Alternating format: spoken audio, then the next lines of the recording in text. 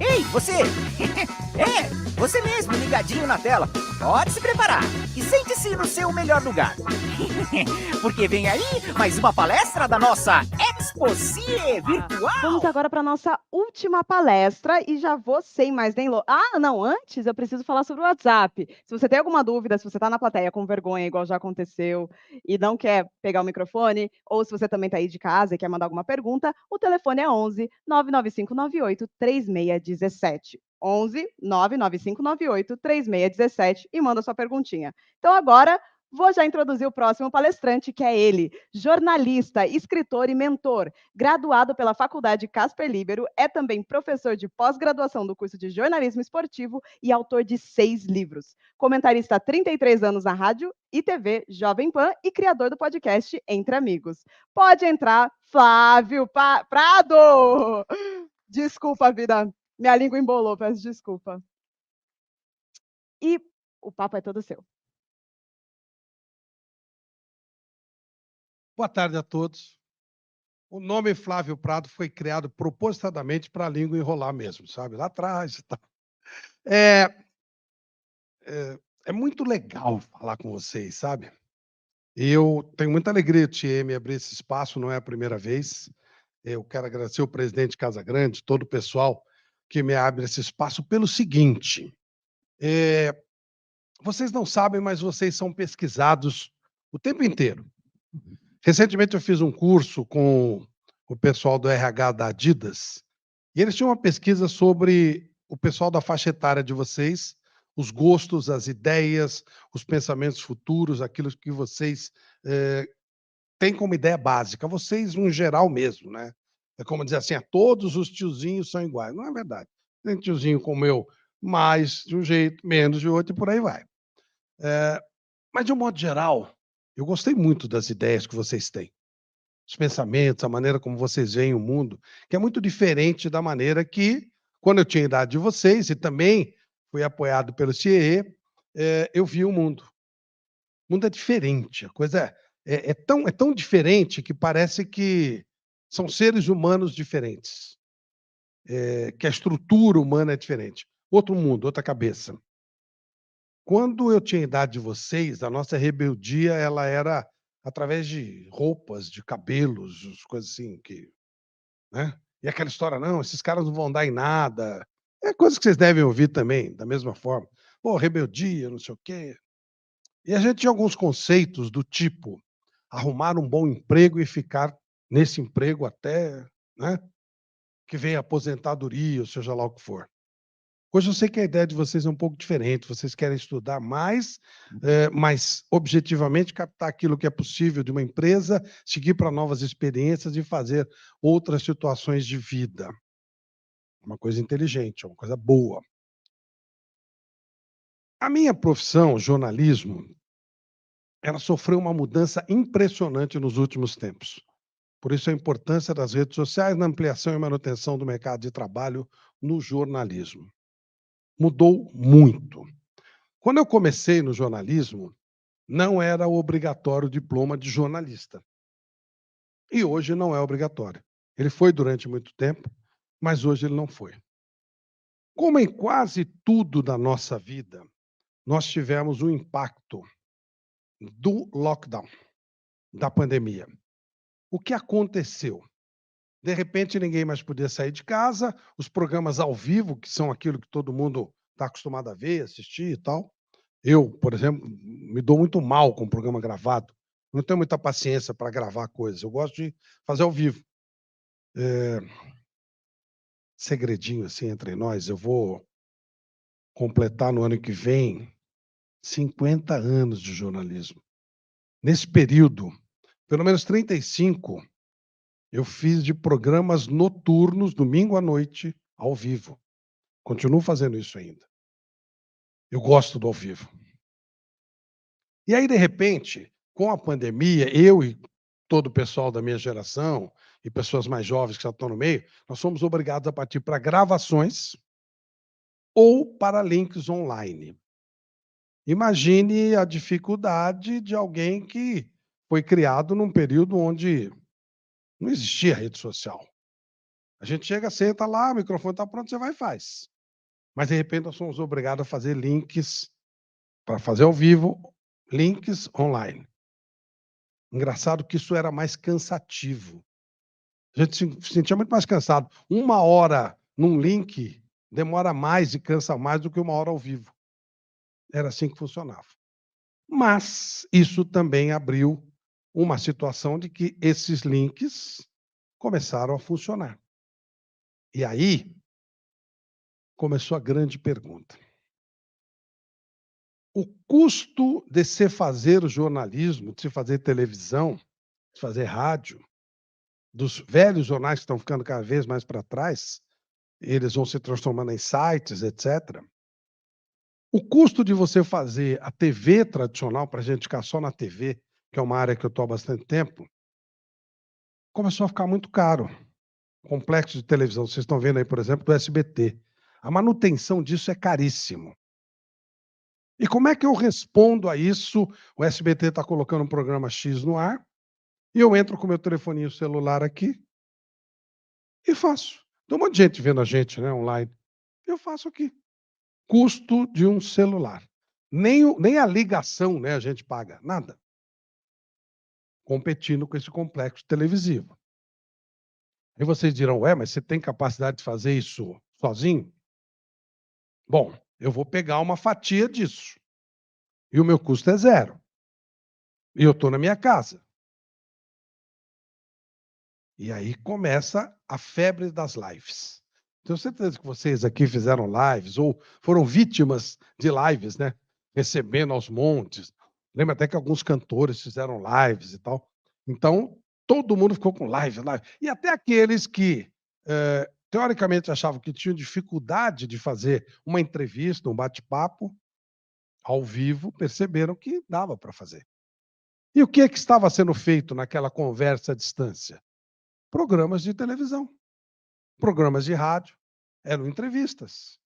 E algumas brilhantes, algumas marcantes, shows, tudo baratinho, cada um na sua casa, e tudo funcionando perfeitamente como funcionam as televisões. Talvez um pouquinho menos de qualidade, um som falhando, de vez em quando aparecia alguém pelado no fundo, lembra quando isso aí também? Isso aí são circunstâncias de adaptação, mas funcionou.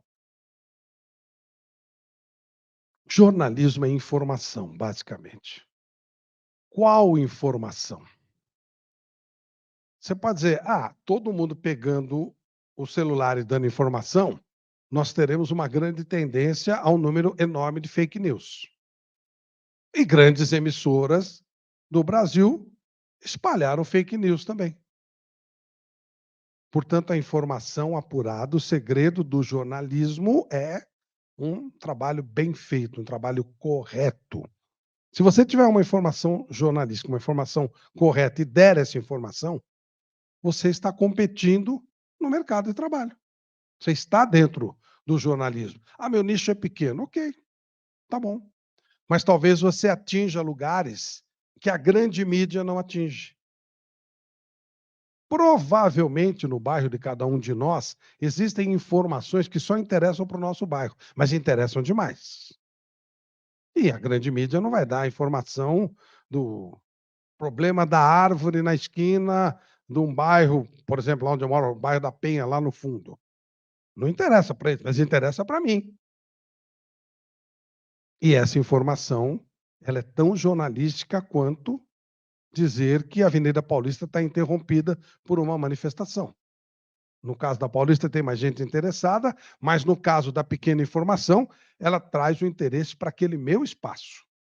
E eu passo a ser um jornalista da minha região. É um nicho, é uma maneira. E aí o que aconteceu? As pessoas começaram a perceber que elas não precisavam dar um tiro de canhão para atingir pequenos espaços.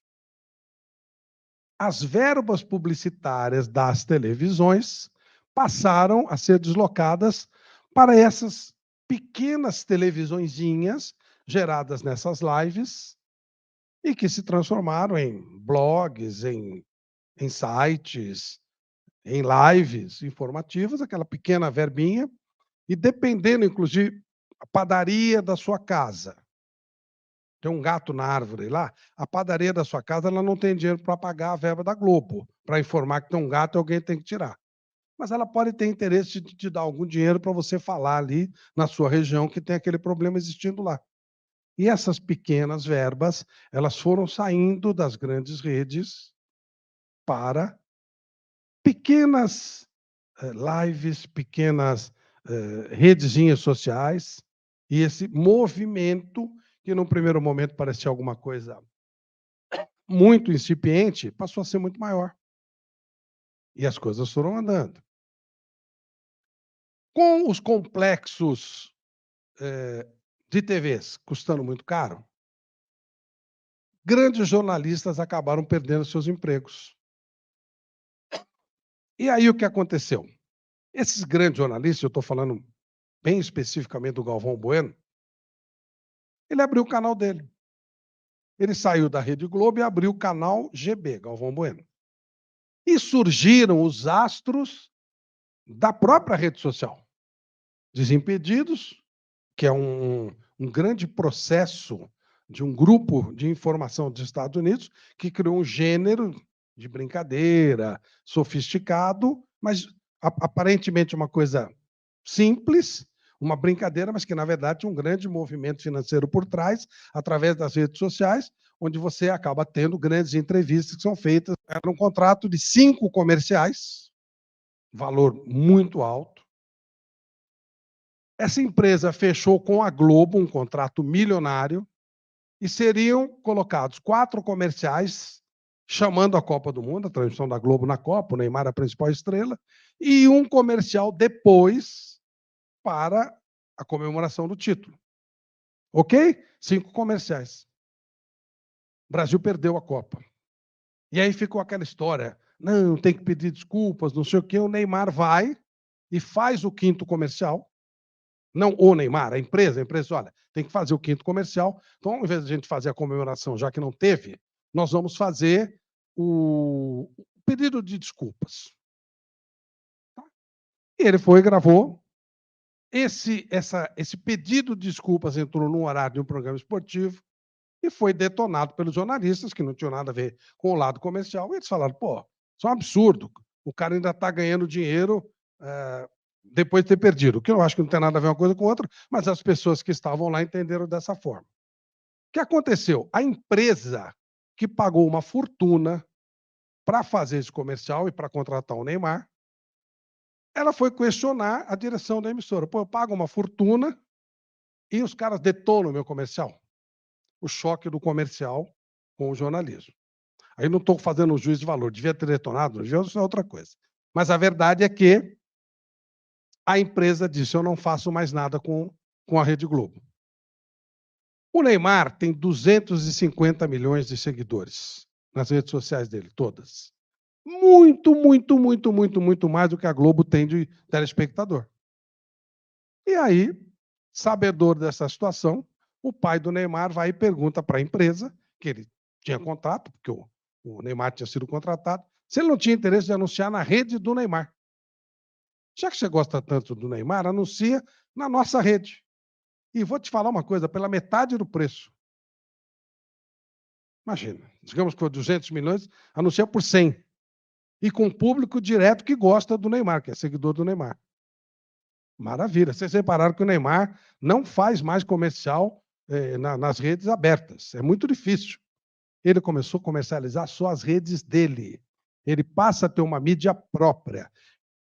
Todas as informações envolvendo Neymar, importantes, relevantes, divulgação do que ele quer fazer, são feitas através da rede social dele, com patrocínio de empresas que pagavam emissoras para fazer o patrocínio e pagar ainda o cachê do Neymar. Olhem o movimento financeiro, porque, claro, para você fazer jornalismo, alguém precisa bancar. Olha o movimento financeiro que está acontecendo no nosso meio. E aí aparece o Flor, que leva o convidado, nem sempre, mas eventualmente, um convidado fabuloso, como o Ronaldo Fenômeno, mas também porque a empresa que o patrocina financia aquele evento. De novo, esse dinheiro deixa de entrar nas grandes televisões ou nas grandes rádios, que têm complexos enormes para colocar no ar, para fazer a manutenção de tudo que eles transmitem. Então a coisa está virando, está mudando. Surgem os grandes podcasts e os pequenos podcasts, como o meu, por exemplo. Eu tenho um podcast, Flávio Prado Entre Amigos. O que aconteceu? Vocês repararem aí, a mesa onde eu estou entrevistando o Geraldo Rufino, o Casagrande, o César Filho, ela está cheia de objetos. Então você vê lá, Alibec, CrossFox, você vê Lux Clean, que é Lux Color. O que são essas empresas? Eu estava na TV Gazeta, e a TV Gazeta, com muita dificuldade para se manter, por tudo isso que eu estou falando, se a Rede Globo está com dificuldade de manter os seus nomes mais importantes, sendo a Rede Globo, imagina uma TV menor como a TV Gazeta. E aí o meu contrato com a TV Gazeta não foi renovado. Ok, tudo normal. Só que existiu um número muito grande de patrocinadores que estavam na TV Gazeta e eu era a voz que falava deles. Quando eu saí de lá, eles quiseram continuar comigo. E aí, lembrando o processo Neymar, cobrando muito menos do que eles pagariam para a TV, eu trouxe para mim, ganhando mais do que eu ganhava falando o nome deles lá, porque a maior parte ia para a TV. Então, até o meu pequeno podcast dividiu verba com uma grande emissora, se formos comparar com o meu pequeno podcast. De novo, esse movimento acontecendo. As grandes empresas, as pequenas empresas, as médias empresas, deixando a TV e vindo para a rede social. E aí as perguntas que ficam. Como será a TV do futuro? E aí eu respondo.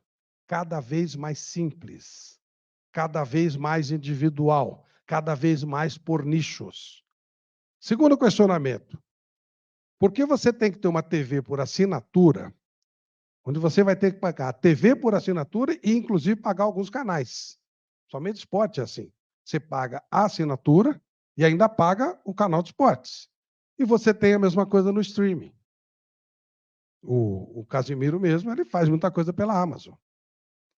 E aí aparece o terceiro elemento, que é aquele que vai praticamente igualar tudo. O 5G, que ainda não está plenamente instalado, ele vai dar um padrão de qualidade impressionante, que vai se aproximar muito daquilo que as grandes TVs com complexos caríssimos oferecem. A minha pequena TV, o meu pequeno podcast, ele não precisa de muita coisa. Ele precisa de 2 iPhones. Imagine isso comparado com o que, por exemplo, para pôr um programa no ar na TV Gazeta, que era o meu caso, ou na TV Globo. Uma pequena edição, certeza que praticamente todos vocês editam, sem nenhum problema, e com as verbas vindo para cá. Que agora você tem, inclusive, a qualidade de som e de vídeo que as grandes TVs gastam uma fortuna para manter. E aí a grande pergunta, qual o futuro da TV aberta? Difícil de responder, ou talvez nem tanto. Mais ou menos a gente está percebendo o que está acontecendo. Ela está perdendo caminho, ela está perdendo espaço. Isso significa o quê? O mercado está aberto a todos. Tudo isso que eu fiz foi para dizer o seguinte: se você quer ser jornalista, se você gosta dessa área de comunicação, você pode se transformar num jornalista hoje. Não é preciso faculdade, não é preciso nenhum tipo de diploma. Você vai escolher o seu nicho, vai abrir uma conta no Instagram ou no, sei lá, Facebook, seja lá qual for, e aí a gente está vendo cada vez mais todo mundo dando mais recursos, que as redes sociais competem entre elas, até o WhatsApp provavelmente vai liberar esse tipo de transmissão. E aí você vai fazer o seu pequeno nicho e vai continuar, e vai se transformar num jornalista. Tem só um problema. Tá, eu vou fazer, mas como é que eu vou vender isso? Como é que eu vou fazer esse trabalho? Com qualidade, com informação correta e necessária. E isso demanda estudo. Então, quando eu falo lá, você não precisa de diploma, não precisa formalmente, pela lei, ter um diploma exatamente reconhecido, mas você precisa ter conhecimento. Quando o TikTok faz as dancinhas, ele não te leva a nada. Nada contra, está tudo bem. Mas no momento que você leva um material de mais conteúdo, o próprio TikTok te dá um reconhecimento maior.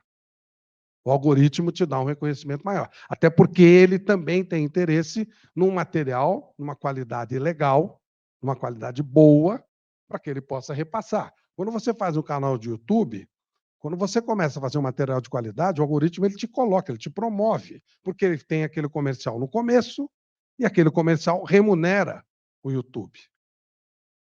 Eu diria a vocês que esse mercado aberto a todos, ele está aberto a todos, e isso cria uma dificuldade maior. Você vai competir com todo mundo. A minha maior competição para entrar no jornalismo, e foi uma coisa absolutamente fora do padrão, em 1974, a própria TV Gazeta, depois eu saí, fui para vários lugares e tal, depois voltei para a Gazeta, ela abriu um concurso público. Como eu falei, na época que eu entrei, não precisava de diploma, depois precisou, depois não precisou mais. 3.000 pessoas se inscreveram. E eles estavam procurando um repórter e um comentarista. 3.000 pessoas foram ouvidas, falaram, foram questionadas e tal, e eles escolheram 2. Eles escolheram o comentarista, o Galvão Bueno, e o repórter, que fui eu. Eu ganhei de 2.998. Imagine, quer dizer, um número legal, respeitável. Hoje, com o mercado aberto, a competição é com milhões ou bilhões de pessoas. A exigência é muito maior do que quando eu estava lá atrás. Eu competi só com 3.000. Hoje a competição é com bilhões. Esses bilhões, já que todo mundo pode colocar o seu material, todo mundo pode ser um jornalista, se ele não for qualificado, ele vai ficar pelo caminho. Não vai nem decolar. Então, ao mesmo tempo que você pode ser um jornalista hoje, se você não se preparar, se você não tiver conhecimento, se você não for uma pessoa que traz algo relevante ou para a comunidade ou para o público em geral, enfim, você vai ficar pelo caminho. Porque a competição é realmente muito grande. Mas, ao mesmo tempo, você tem condição para fazer esse material começar a funcionar, você começar a mostrar o seu trabalho, a sua capacidade, rapidamente. No caso bem específico do jornalismo esportivo, aquele que eu, na verdade, futeboleiro, né, que eu sempre fiz. Existem vários canais de YouTube com o rosto da pessoa, do narrador, e ele faz a narração e aquilo tem uma competitividade muito grande. Começou com uma rádio chamada Rádio Contínua, os meninos tiveram a ideia de fazer aquilo explodiu, criou mais de 1 milhão de seguidores, e aí eles foram contratados pela Rádio Jovem Pan. Hoje todo mundo faz isso. E você tem, no momento que você coloca, por exemplo, um jogo do Corinthians no ar, você tem uma competição taco a taco, pau a pau, da Jovem Pan com a Rádio do Neto. E o custo do Jovem Pan, obviamente, é muito mais alto do que o custo da Rádio do Neto. Mas ele faz alguma coisa diferente. Ele é o Neto. E ele faz do jeito dele e tal. De novo, sem juízo de valor de absolutamente nada, ok? As pessoas fazem do seu jeito. Ah, eu não gosto da maneira como o Casimiro faz. Ok. Tem a TV do clube, que pode fazer de uma maneira mais oficial. Tem o cara mais sério. Tem o cara mais ranzinza. Tem tudo. As opções são muito grandes. O segredo está na conquista desse pequeno espaço, onde você faça algo criativo, onde você faça algo diferente. E se você fizer isso, você terá alguém pagando para ter o seu material no ar. E aí, quando você traz informação, e jornalismo é informação, conforme a gente falou lá atrás, você está fazendo jornalismo. E isso vira uma profissão. Na sua casa. Onde você estiver, você está viajando, está na praia, de repente você faz alguma coisa. E eu nem falo nos tais influencers, que isso já é uma outra coisa. São pessoas que elas criam áreas de influência em uma determinada situação e ganham dinheiro temporariamente com aquilo. Eu estou falando de jornalismo, jornalismo mesmo. Então, de repente, vocês descobrem, para ficar na minha área, que existe um grupo de japoneses, e tem mesmo, né, ali na região do Bom Retiro, que amam beisebol. E você vai fazer um canal de YouTube sobre beisebol. E você vai ter o seu público de beisebol. É um nicho. De repente você descobre, e esse também existe, um canal de padarias. O cara ele vai nas padarias e faz material de padaria. Estilos de padaria, como cada um faz pão, tipos de doce. São nichos. Outros fazem dicas de viagem. Inclusive, no caso das viagens, é engraçado, porque no caso de navio, os próprios vendedores de passagens de navio de cruzeiros, eles estão fazendo canais próprios, eles mostram o navio e depois eles falam: se você quiser comprar, eu vendo. E é um trabalho jornalístico. Olha, você vai ver aqui, esse navio faz isso, faz aquilo. É jornalismo, é informação. Informação de nicho. Ontem eu estive durante toda a tarde com o Boris Casoy. Ele, neste momento, não está no ar em lugar nenhum. Ele, na casa dele, senta e faz o Jornal do Boris, todos os dias no mesmo horário. Não me pareceu ter problema. Ele continua fazendo o programa dele do jeito que ele queria, com o diferencial que ele mesmo cuida do material dele, da venda dele, tudo. Ele tem independência total para fazer o que ele bem quiser, da maneira que ele bem entender. E vai ter o público dele. Nesse processo da minha saída da Gazeta, eu continuei na TV, porque a Jovem Pan tinha uma TV, e eu fiz um contratinho rápido com eles, já passei para a TV. Eu digo que eu fiquei desempregado 15 segundos, foi o tempo de assinar o outro contrato. Mas se eu não tivesse essa TV, na verdade eu tenho, agora eu tenho a minha TV, que é o Flávio Prado Entre Amigos. Aliás, por favor, inscrevam-se que isso ajuda a vender patrocínio, tá? E é legal, tem até umas entrevistas legais. Tem todo tipo de canal de YouTube, Flávio Prado Entre Amigos, os amigos, filhos, inimigos, todos que puderem me ajudar, eu agradeço muito. E eu faço boas entrevistas, entrevistas legais, entrevistas interessantes. Ontem eu entrevistei o Boris Casoy, contando a vida dele. Boris Casoy, o Edinho, filho do Pelé, Dr. Marco Aurélio Cunha e um cara especializado num modelo de música lá de trás, que os avós de vocês já devem ter comentado com vocês, chamado Jovem Guarda. 4 tipos diferentes de entrevistas, vou colocar uma por semana e tenho os meus patrocinadores que bancam isso. Então eu não saí da TV, porque eu posso ver isso no celular, posso ver isso na TV, posso ver isso num telão. É um programa de TV. As pessoas, elas mandam mensagem para mim falando: o seu programa tá legal. É engraçado, porque eu achava que eu ia falar: o seu canal de YouTube. Não, pô, o seu programa tá legal, ou o seu programa não tá legal, ou faltou essa pergunta e tal. Eu sou o meu patrão. Por quanto eu vendo esse patrocínio? Ué, por quanto eu achar que dá para vender, eu vou negociar esse negócio, esse patrocínio, de uma maneira que seja compatível para mim e para a pessoa, mas o poder de barganha é meu. Então, chego no cara e falo: eu quero 10 mil. O cara fala: não, 10 não. Quanto? Ah, eu tenho 4, fechado. Problema meu. Eu sou o meu patrão. Mas isso só vai funcionar se eu tiver responsabilidade, se eu levar bons convidados, se eu der boas informações, que é o que eu tenho obrigação de fazer, e aí sim eu viro jornalista. Gente, o recado principal era: o mercado está aberto a todos, desde que se preserve a qualidade, se preserve uma boa técnica para você fazer esse trabalho, isso demanda estudo, e desde que você tenha o equipamento minimamente competente, que é um celular. Era esse o recado que eu queria passar para vocês. Essa é a imagem da nuvem, é o meu 6º livro, que será depois distribuído para vocês. Eu passo algumas mensagens de tranquilidade, de vida e tal. Eu faço um trabalho de mentor, é um pouco mais de mentoria, mas eu acho que dá para aproveitar bastante no momento que vocês estiverem na batalha para ser jornalista, vamos ter alguma dificuldade, alguma coisinha, e esse livro pode ajudar vocês, tá? Obviamente, estamos abertos para as perguntas. Muito obrigada, Flávio, pelo tempo. Alguém da plateia quer fazer alguma pergunta? Ninguém? Tem certeza? Eu vou abrir para online. Tem? Ah, tá aqui! Ai, desculpa, tá com É luz. que a luz está bem na nossa. Exato. Eu achei que era só o meu, porque eu sou meio, né? Os Não, óculos. tá uma luzona aqui, tem que Ai. meter o mini boné aqui, ó. Aqui, ó. O de azul.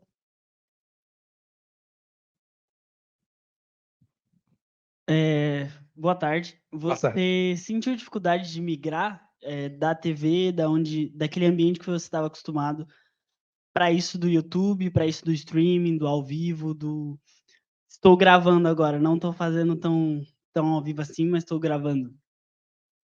A dificuldade para essa migração. Se você teve alguma dificuldade, se sim, qual que foi essa? Pois é, eu preciso de pessoas como vocês, jovens. Porque vocês conhecem essa mídia, eu não. A minha dificuldade nessa mídia é que, no meu caso, como eu falei, eu tenho muito tempo de televisão, sou um cara mais velho e tal. Mas, por exemplo, o Casemiro, ele já nasceu aí. O Galvão, bom, o Galvão é mais velho que eu até. Mas um cara mais jovem, ele já trabalha essa mídia, né? Ele já tem essa facilidade. Mas, nesse caso, você vai precisar de alguém mais jovem para te dar até a leitura maior disso. E até para achar o teu público, que não precisa necessariamente ser um público mais jovem. A TV, ela briga muito para... Eu apresentei durante 20 anos o programa Mesa Redonda. Mesa Redonda é um programa tradicional, debate e tal, mas é um programa para velho. O formato é um formato para velho. Num primeiro momento, havia um desespero para capturar o jovem telespectador. Bom, aí eles entenderam que não tem jovem telespectador de TV aberta. Se eu perguntar aqui quem assiste com regularidade TV aberta, vai ser um vexame. Praticamente ninguém. Na verdade, nem eu. É verdade. Não tem mais. É streaming, é canal de YouTube e tal. E aí fica aquele desespero de você capturar isso. E aí você vai entender, quando você sai, que existe uma outra mídia, uma outra maneira de fazer, um outro jeito de ser feito. E aí eu aprendi que existem os cortes, os shorts. E contratei uma produtora só de meninos mesmo. Meninos de verdade, molecada de 18, 19 anos. E eles fazem eles tiram da minha maneira velha de fazer uma entrevista tradicional e colocam numa linguagem jovem. Ou numa linguagem de celular. E está funcionando bem, porque tem a entrevista inteira, tradicional, um programa de televisão, como eu faço, né, como eu sempre fiz, de 1 hora, 45 minutos, tal, depende, e vários pequenos cortes, shorts, onde eu atinjo 1.200.000, 1.300.000. Na verdade, é a técnica que foi usada. Pô, tudo. Bom, aqui do online. Você disse que todos podem ser jornalistas, mas isso não é uma porta aberta para as fake news e como combatê-las? Para as fake news. Sem dúvida. Mas então, o fake news, ele se mata sozinho. Ele funciona por um tempo. Mas também as TVs grandonas, elas fazem fake news. Nós vimos isso aí, recentemente. Uma guerra de fake news para lá e para cá. Então, o fato de ser uma grande empresa não significa que ela não divulgue fake news. Não significa. Agora, existem aqueles portais ou jornais de uma seriedade maior, onde você vai checar.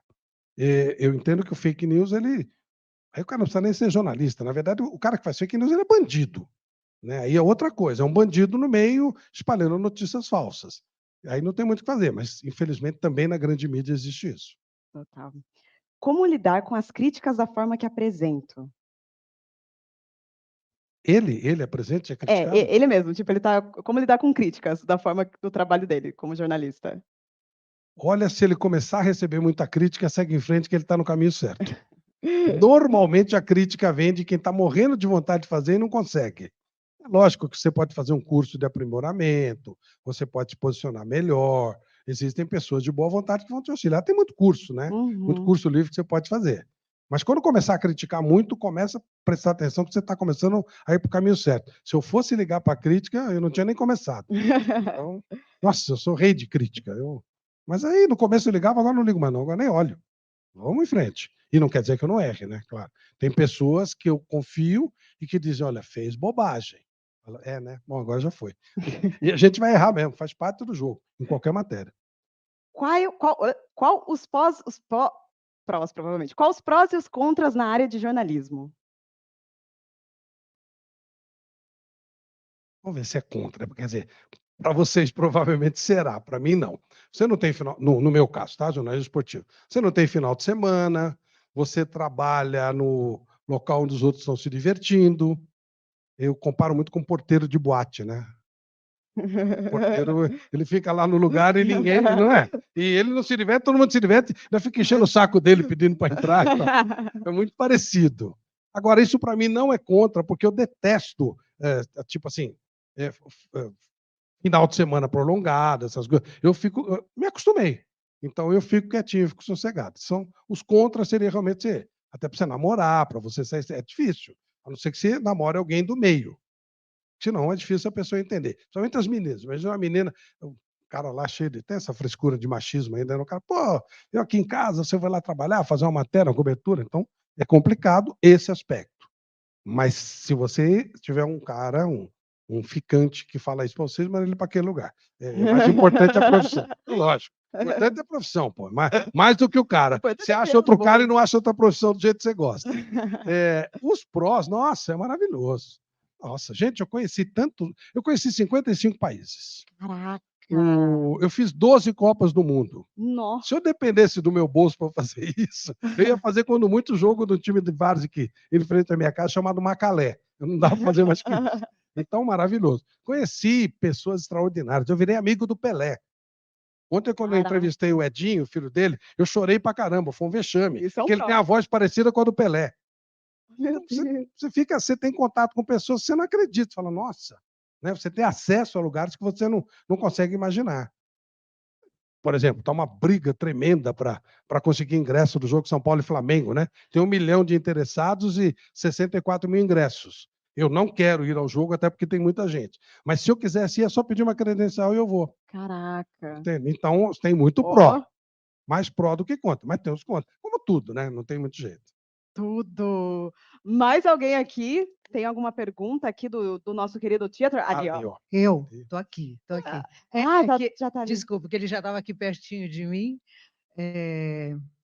Faz os dois, eu dou. Flávio, sou Nilceia Paris e tenho 63 anos. Estou cursando o 8º semestre de jornalismo no Mackenzie. É a minha oportunidade agora. Na minha juventude não pude, e agora Deus está me dando esse privilégio de estar no meio dessa meninada. Quando eu soube que você estaria aqui, o Mackenzie nos comunicou, falei, pô, Flávio Prado, está na minha faixa etária, é da minha turma, e que prazer vê-lo e ouvi-lo, conhecê-lo pessoalmente. E eu quero dizer que há muitos anos trabalho com a voz, como locutora, narradora na Fundação Dorina Noil para Cegos, sempre trabalhando com deficientes visuais, audioguia, espalhados aí pela cidade nas exposições. Mas esse contato com jovens, essa descoberta com as redes sociais, isso é muito bom. Então, as suas dicas, perfeitas. Muito obrigada. Então, não tenho nenhuma pergunta, a não ser parabenizá-lo e dizer que é um privilégio estar aqui, neste lugar, aqui nessa providência do CIEE, viu, querida? Parabéns para vocês que estão promovendo esse encontro, esse final de tarde. E você, Flávio, que Deus te abençoe muito. Primeiro, parabéns por você estar fazendo tá estudando com essa idade. Ontem eu fiquei sabendo que o Boris Casoy está cursando veterinária com 82 anos. Eu ainda pretendo cursar filosofia, que quando eu fazia lá atrás, tinha um negócio que vocês não ouviram falar chamado ginásio. No meu ginásio, eu cursava, tinha aula de filosofia, eu achava que não pode. Hoje eu acho o máximo, né? E eu pretendo fazer mais um curso. Nós estamos na mesma situação. Você está na faculdade e eu também estou começando uma nova faculdade com esse meu canal e numa nova mídia. Por favor, não vá em frente, faça a sua mídia própria e bola para frente. A idade, ela tem uma coisa assim muito dói a perna, difícil levantar, você sente mais frio, mas você pensa mais. O único problema é que às vezes você fala, bom, agora eu sei tudo, aí você começa a esquecer, né? Fica com Alzheimer, aí já é ruim. Mas o resto é beleza, faz parte. Parabéns, parabéns. Você é mais uma pessoa que me coloca na ideia. Ontem o Boris, hoje você está afim de fazer filosofia? Faça filosofia. E é verdade, esse contato. Eu falo assim, ó, quando eu fiz faculdade, eu fiz 2. Eu não sei se eu aprendi tanta coisa que eu coloquei na prática nas minhas faculdades, estou sendo muito sincero. Mas, com certeza, eu aprendi vida nesse convívio. Essa troca, sabe, que você tem com pessoas, esse contato que você tem com pessoas de locais diferentes, de modo diferente, de ideia diferente, de idades diferentes. Isso é muito enriquecedor. Isso é muito bom. Parabéns. Você é um exemplo para mim.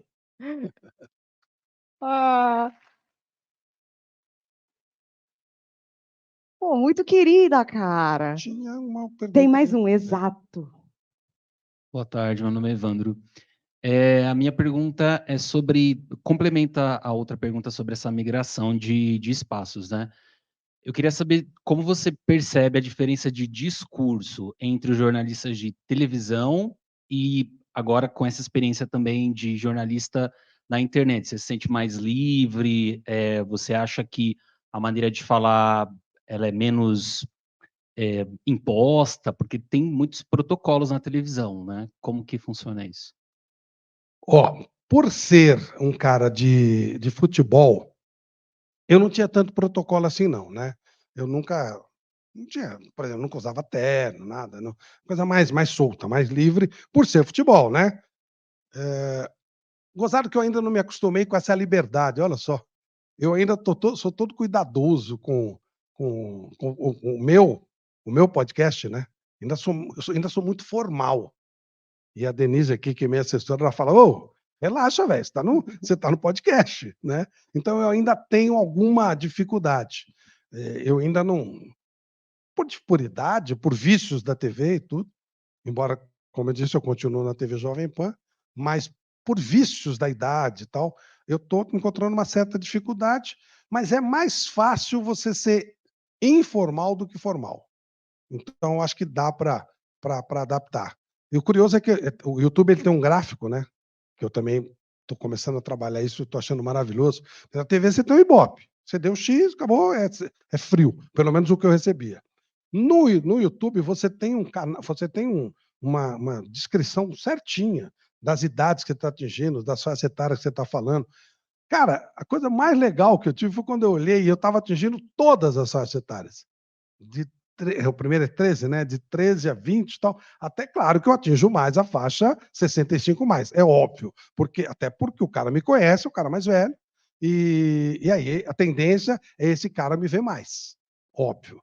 Mas assim, atingir todas as faixas é um negócio muito legal. E uma outra coisa muito boa que estava lendo, eu sempre falei muito para homem, não sei porquê, mas enfim, no programa de televisão de futebol, você fala 95, 96% para homens, velhos.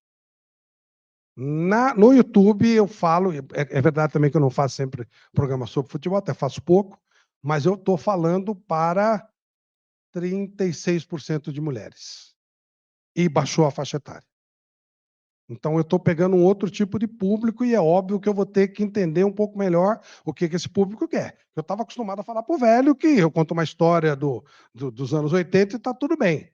Essa história, se eu contar para o público que eu tenho hoje, né, vai vir provavelmente um monte de interrogação. Está falando o quê?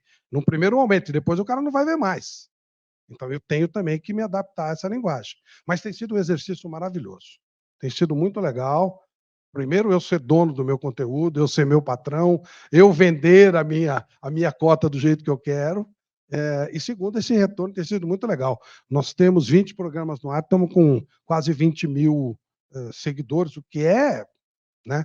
Eu tenho um canal de futebol de quase 1 milhão de seguidores, mas eu não dou muita bola para ele. O outro, eu estou curtindo para caramba. Cada seguidor que vem é uma curtição, porque é realmente um novo público, é outro mundo, é outra coisa. E eu estou aprendendo, estou ainda brigando com essa nova mídia aí, estou me desestressando um pouco mais para fazer. Pô, tudo. E um último recado para eles, Flávio? Uma mensagem assim de: "Ai, leva para casa essa dica legal, essa dica bacana". Eh, se você quiser, se você tiver afim, ser jornalista, advogado, engenheiro, médico, gari, seja, vá atrás. Quanto menos você ouvir aquilo que estão falando, mais você caminha. É lógico que eu não estou falando de um pai, mãe, pessoas que são pessoas que você confia dentro da normalidade. Mas o entorno, ele gosta da zona de conforto e ela beira a mediocridade. Eu fico imaginando Thomas Edison quando ele falou que ia inventar uma coisa que ia acender, como devem ter maluco. O Santos Dumont era maluco, né? Dizem que ele era doido. Imagina o cara voar com um avião. Ele não acreditou nos caras e fez. Há uma história de Von Braun. Von Braun, ele era judeu, fugiu da Alemanha, com a guerra toda que estava acontecendo, aquela perseguição, holocausto, aquela coisa horrorosa, vai para os Estados Unidos e ele encontra, nos anos 60, o presidente John Kennedy, e Kennedy pergunta para ele, puxa vida, eu gostaria muito de mandar o homem para a Lua. O que eu tenho que fazer? Ele falou, bom, primeiro imagine e acredite. Daí para frente fica fácil. E aí eles imaginaram, acreditaram, em 69 o homem estava na Lua. Depende só da gente. Tem um monte de gente que vai falar que não dá. Pode ter certeza que dá. Uma questão de vontade, de determinação e com certeza de muito obstáculo. Mas esse é o segredo do negócio. Se vocês tiverem a persistência para pular o obstáculo, vai em frente. E uma informação importante. Se vocês seguirem o sonho de vocês, vocês terão muito obstáculo. Se vocês não seguirem o sonho de vocês, vocês também terão obstáculos.